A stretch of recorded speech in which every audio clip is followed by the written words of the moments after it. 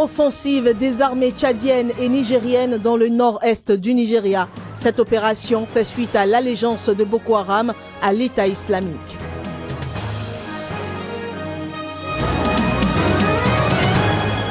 Le Qatar offre de plus en plus de facilités aux femmes dans le respect de leurs droits, mais elles subissent encore certaines discriminations favorisées par la religion.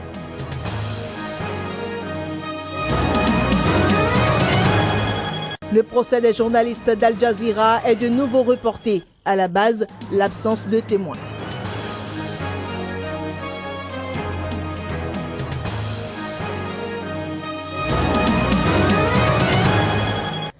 Nouveau rendez-vous de l'information sur Sika. Mesdames et messieurs, bonjour et bienvenue. Les armées tchadiennes et nigériennes ont lancé dimanche depuis le Niger une offensive aérienne et terrestre dans le nord-est du Nigeria contre Boko Haram. Ceci au lendemain de l'allégeance prêtée par le groupe islamiste au mouvement djihadiste État islamique. Cette offensive marque l'ouverture d'un nouveau front contre Boko Haram au Nigeria. Précisons que c'est la première fois que les troupes nigériennes s'engagent au Nigeria depuis que le Parlement de Niamey a donné son autorisation à un tel déploiement début février. 3 personnes, dont un soldat de l'ONU et 2 civils, ont été abattus dimanche à Kidal, dans le nord-est du Mali. Le drame s'est produit par des tirs de roquettes visant un camp de la mission de l'ONU au Mali. D'après un bilan publié par la MINUSMA, ces attaques ont également fait une douzaine de blessés. Plus de détails à travers ce reportage. Le camp de la MINUSMA à Kidal a essuyé plus d'une trentaine de tirs de roquettes et d'obus dimanche matin.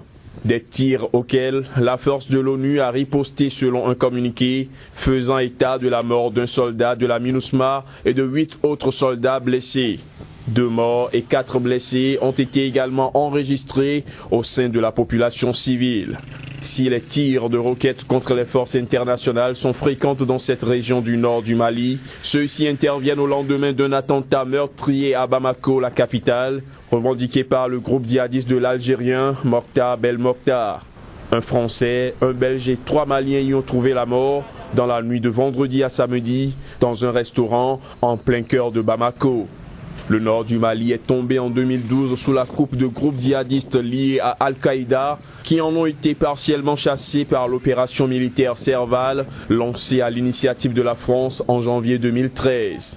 Mais depuis août 2014, l'opération Barkhane, dont le rayon d'action s'étend à l'ensemble de la zone sahélo-saharienne, a pris le relais.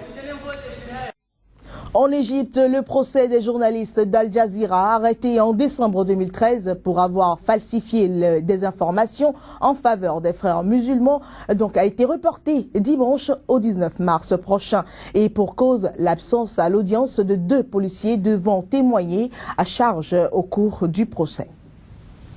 Au Caire, la justice égyptienne a ajourné au 19 mars prochain le procès des journalistes d'Al Jazeera accusés de soutenir l'opposition islamiste. Le report de l'audience fait suite à l'absence de 2 policiers devant témoigner à charge dans l'affaire.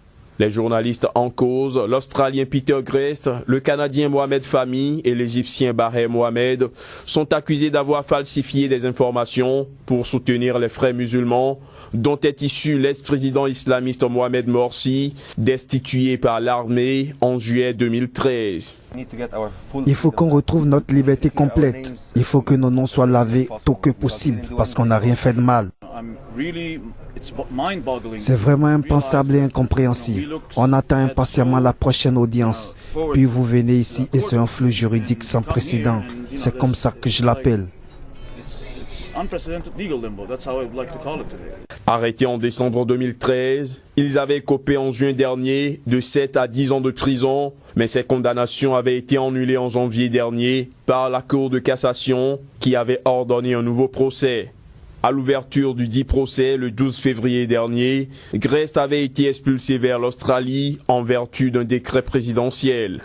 Quant à Fahmy et Baher, ils avaient été remis en liberté conditionnelle après plus de 400 jours de détention. Les représentants de deux parlements rivaux libyens ont pour la première fois samedi tenu en face-à-face au troisième jour de leurs négociations au Maroc. Des négociations destinées à sortir leur pays du chaos. À l'issue des rencontres dans la capitale marocaine, l'émissaire de l'ONU pour la Libye, Bernardino León, principal médiateur de cette crise, parle de progrès importants. Elle tente de se mettre d'accord sur la forme d'un gouvernement d'unité nationale et les modalités d'une cessation des hostilités dans un pays miné par la violence et dirigé par deux parlements et deux gouvernements rivaux depuis la prise en août dernier de la capitale Tripoli par la coalition de milices Fajr Libya. Selon des participants, des représentants des deux camps ont discuté pour la première fois face à face, en présence de l'émissaire de l'ONU pour la Libye, Bernardino León, du ministre marocain des Affaires étrangères et du directeur des renseignements marocains. Les discussions se sont achevées samedi dans la soirée et les délégations libyennes doivent regagner leur pays ce dimanche pour consulter leurs directions respectives. Les participants avaient convenu d'une série de principes qu'ils examineront avec leurs dirigeants avant de revenir au Maroc pour conclure un accord. Les protagonistes ont travaillé sur des propositions concrètes liées à la formation d'un gouvernement d'union et à des arrangements de sécurité. Dans un communiqué, la mission d'appui de l'ONU en Libye a parlé de discussions positives et de progrès importants dans les négociations. Précisons que les deux camps se sont engagés à se rendre de nouveau mercredi à Rabat. 0 cas Ebola d'ici à la mi-avril. Le Libéria se rapproche de cet objectif que se sont fixés les 3 pays africains frappés par l'épidémie. Le pays a enregistré la sortie de la dernière patiente encore en centre de traitement. Pendant ce temps, les cendres de plus de 2000 victimes du virus Ebola ont été transférées vers un cimetière où une cérémonie traditionnelle a eu lieu. Il y a peu, c'était encore l'un des endroits les plus dangereux du Libéria. Le crématorium de Monrovia, dont le quartier de Boys Town. Ce traumatisme est l'un des plus graves corollaires d'Ebola. La crémation a été ordonnée en août dernier pour limiter la propagation du virus. Les cadavres devaient donc être brûlés. Avec la baisse du nombre de malades et la résistance de la population face à cette pratique, la crémation obligatoire a pris fin en décembre. Elle fait place à un cimetière spécial et sécurisé près de Monrovia, baptisé Disco Hill. Le transfert des cendres de plus de 2000 victimes du virus Ebola y a été effectué cette semaine. D'un point de vue religieux, nous les pasteurs, nous ne sommes pas contents de voir nos citoyens brûlés. La tradition chrétienne veut que quand quelqu'un meurt, on l'enterre. Mais à cause de l'épidémie, les gens sont incinérés. Les règles mises en place par le gouvernement ont pour but d'empêcher la propagation de cette maladie mortelle qu'est Ebola. Et nous, les religieux, nous ne sommes pas contents de voir ça. Mais nous l'acceptons car cela sauve des vies.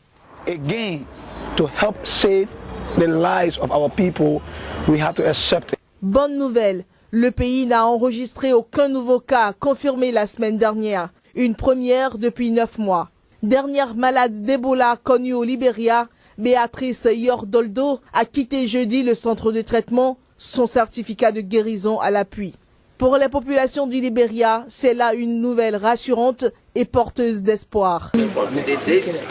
À partir d'aujourd'hui, il n'y aura plus d'Ebola dans ce pays.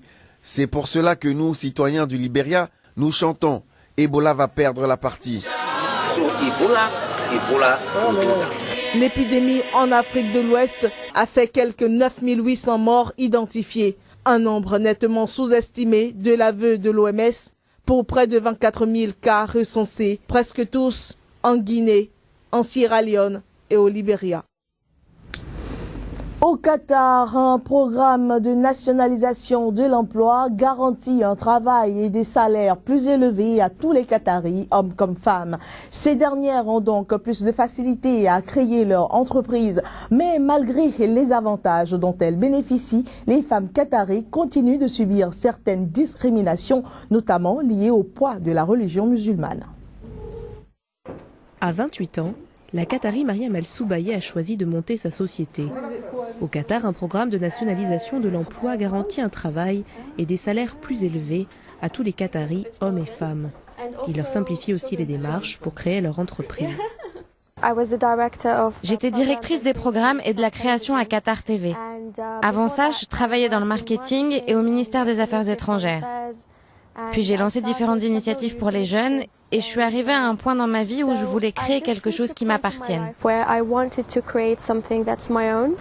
L'ancienne première dame, Sheikha Moza, a ouvert la voie aux femmes du Qatar. Depuis 1999, elles ont le droit de voter et d'occuper des postes élevés au sein du gouvernement. À l'université Carnegie Mellon de Doha, elles sont 4 fois plus nombreuses que les hommes qataris à suivre le cursus business. Au Qatar, nous les femmes, on est traitées comme des reines. On a tous nos droits, je n'ai pas besoin de me battre pour mes droits, quels qu'ils soient. J'ai tout ce que je veux. L'opportunité est là et c'est à moi de décider si je veux la saisir ou pas. Les aînés ont quand même bien ouvert la voie pour les plus jeunes, mais c'est aussi un pays neuf où les opportunités existent. Il est difficile aujourd'hui, et je sais de quoi je parle, de créer une société en France parce que c'est très peu soutenu. Alors je pense que c'est le cas dans pas mal d'autres pays, mais en tout cas au Qatar, non. Dans un contexte économique très favorable, les jeunes Qataris sont invités à participer à la construction et à la promotion de leur pays.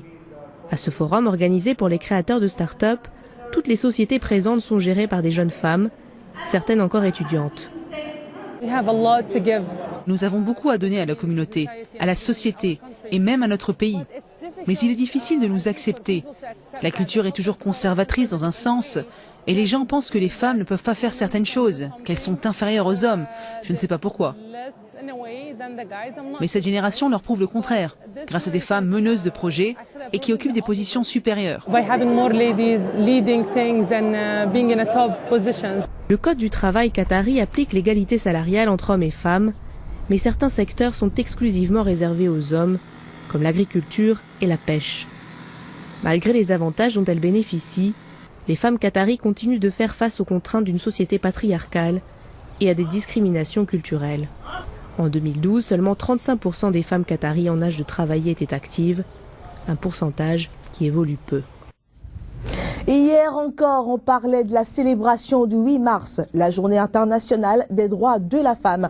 Au Gabon, nous allons nous intéresser à la beauté de la femme. Alors que les courbes féminines sont jusqu'à présent synonymes de beauté, au Gabon, les femmes de la capitale Libreville sont de plus en plus influencées par la mode occidentale qui leur préfère les silhouettes minces. Mais une association de femmes rondes ne l'entend pas de cette oreille. Elle veut redonner confiance aux femmes et redonner aux rondeurs toutes leurs valeurs. À la différence de nombreux pays africains, à Libreville, rondeur n'est pas synonyme de beauté. Ici, dans la capitale du Gabon, les femmes sont de plus en plus influencées par la mode occidentale qui préfère les silhouettes minces et élancées. Lors du défilé du concours de beauté Miss Gabon, impossible de ne pas s'apercevoir que la tendance est à la taille fine. Mais une association récemment créée est bien décidée à riposter pour remettre les courbes à l'honneur. Certaines même ont du mal à se prendre même en photo, parce que quand tu regardes en photo, tu te vois grosse, tu te vois tout de suite moche et tout. Donc on essaie d'organiser des shootings photos avec maquillage, un maquilleur qui vient maquiller, si on peut se coiffer, on se coiffe. Et puis voilà, tout de suite les filles se sentent belles sur la photo. L'association organise pour ses membres de nombreux événements, du pique-nique aux baignades en passant même par un défilé de mode. Ces femmes se préparent pour faire leur début en tant que mannequins dans ce salon de beauté. Larissa a créé le groupe en 2013, il compte désormais des centaines de membres. Elle-même était mince avant la naissance de ses enfants et avant une maladie ayant entraîné sa prise de poids. Des recherches sur internet, en voyant, en m'informant un peu, j'ai découvert qu'il y avait beaucoup de personnes dans mon cas. Surtout en Europe, beaucoup de personnes dans mon cas qui souffraient vraiment de vivre avec des rondeurs. Voilà, donc ça a été très difficile et tout est parti de là. Le projet de Larissa est novateur dans un pays où les entreprises n'ont recours qu'à des mannequins minces pour vendre leurs produits et où les femmes rondes sont souvent stigmatisées.